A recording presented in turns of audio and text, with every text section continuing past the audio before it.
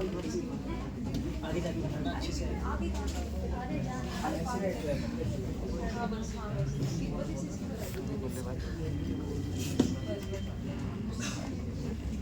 मेरा जो आज का विषय है, उस व्यक्ति ने कहा था यदि आपकी ध्वनि को 100-200 लोग प्रभावित ना कर सके और अपनी ध्वनि से आप 100-200 लोगों को प्रभावित ना कर सके तो कहीं ना कहीं वो ध्वनि बेकार है और आपको किसी उपकरण की सहायता लेनी पड़े उस ध्वनि को आपको लोगों तक पहुंचाने के लिए, तो वो व्यर्थ है।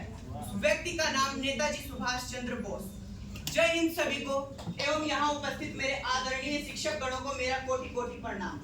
मैं दीपक यादव बीए प्रोग्राम द्वितीय वर्ष का छात्र आज आप सभी के समक्ष नेताजी सुभाष चंद्र बोस की जयंती के उपलक्ष्य में अपनी कविता को सुनाऊंगा। परंतु कविता को सुनाने से पहले मैं आप सभी को इतिहास की ओर ले जाना चाहता हूं कि क्या वो दौर थे, क्या वो जवानियां थी। कि है समय बड़ा तूफान परबल, कि है समय बड़ा तूफान परबल, पर्वत झुक जाया करते हैं। अक्सर दुनिया में लोग समय के चक्कर खाया करते हैं। पर होते हैं कुछ लोग यहाँ ऐसे भी, पर होते हैं कुछ लोग यहाँ ऐसे भी जो इतिहास बनाया करते हैं।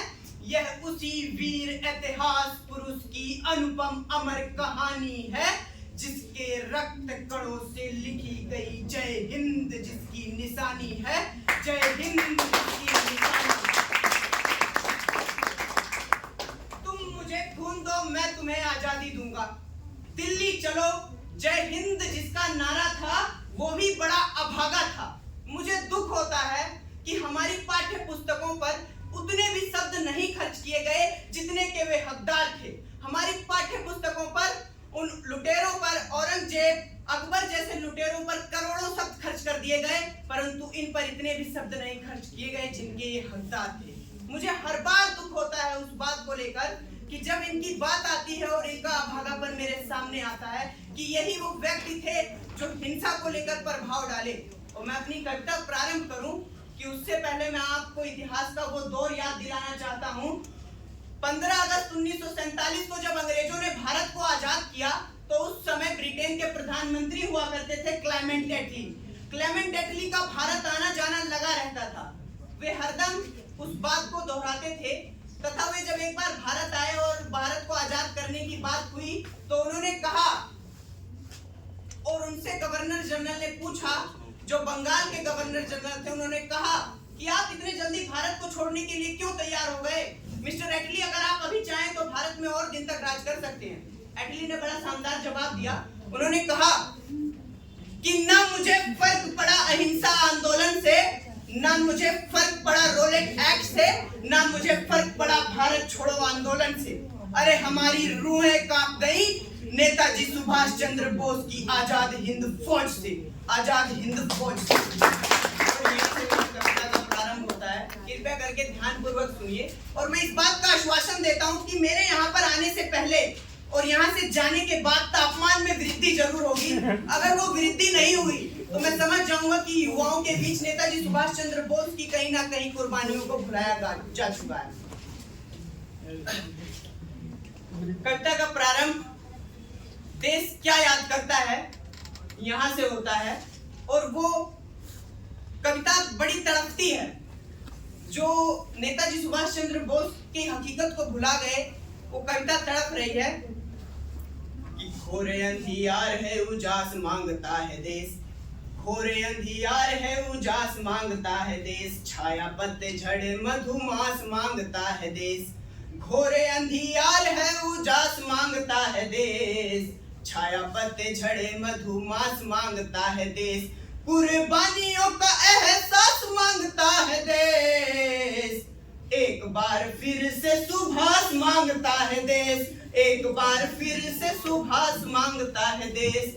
जो वायुयान जापान की ओर चला पड़ा गया, जो वायुयान जापान की ओर जा रहा था, ऐसी खबर आई कि ताइवान में ब्लास्ट हो गया।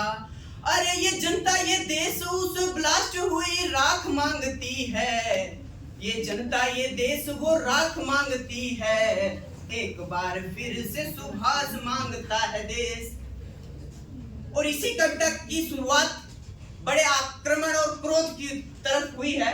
जो क्रोध आप सभी के समक्ष पेश करूंगा, जो नेताजी ने बोला था कि हिंद जिनका जान था, नाम हिंदुस्तानी जिनका मजहब हिंदुस्तान था, रक्त से रंगे थे धरती को अरियों की ललकार पर, जय हिंद का नारा सदा लिखा था जेलों की दीवार पर, और बदन पर बंधी थी बेड़ियां, दिल मगर आजाद था, और रक्त के अंतिम कतरे में भी भारत जिंदाबाद था, रक्त के अंतिम कतरे में भी भारत जिंदाबाद था, और कतरा कतरा खून दिया था, दी जवानी जनून दिया था, खड़े अंग्रेज माने नहीं तो गोलियों से भून दिया था, और गोरियों के गाल नहीं थे न आवाज बंजीरों की, खनखनाहट गूंजती थी सेल्यूलर में जंजीरों की, और राजनीति से मिली नहीं थी, नहीं खरीदी पैसों से, सौदा लहू से हुआ था सुभाष चंद्र बोस, भगत सिंह, राजदेव, सुखदेव, गुरु जैसों से, और माँ ने गोली खाई थी बेटे लटके फंदों पर, तब जाकर आजादी की डोली उठी थी कुर्बानी के कंधों पर, और खुदी राम ने खुददारी से हंसकर जिसका दाम दिया, भगत सिंह ने चूमा फंदा और जिसे कुर्बान किया, आगोश में जिसके सुभाष निकले, नस्कर हिंद बनाया था, फतेह सिंह और सोलवर ने दहलीज पर जिसे ठुकराया था, और संघर्षों में बुनियाद बनी आजादी के मोल की, खिल रही थी रोम रोम में असवा उल्ला खान के, और वही जवानी दौड़ रही है खून में हिंदुस्तान के, खून में हिंदुस्तान की। अंतिम पंक्तियां आप सभी के समक्ष पेश करूंगा, मुझे आशा है आप सभी निराश नहीं होंगे। नेताजी सुभाष चंद्र बोस ने अपनी आजाद हिंद फौज से कहा था कि मैं रहूं या ना रहूं, मैं मर जाऊं या मेरे साथ कुछ भी हो, लेकिन अतीत हमें याद रहेगा, अतीत हमें याद रखेगा, और अतीत हमें इस बल पर याद रखेगा जो मैंने आजाद हिंद फौज की स्थापना करी थी, उसके बल पर याद रखेगा कि देखो वीर जवानों, हमारे खून पर ये दाग ना लगे, और मां ना कहे कि वक्त पड़ा तो बेटा देश के काम ना आया। जय हिंद, जय भारत।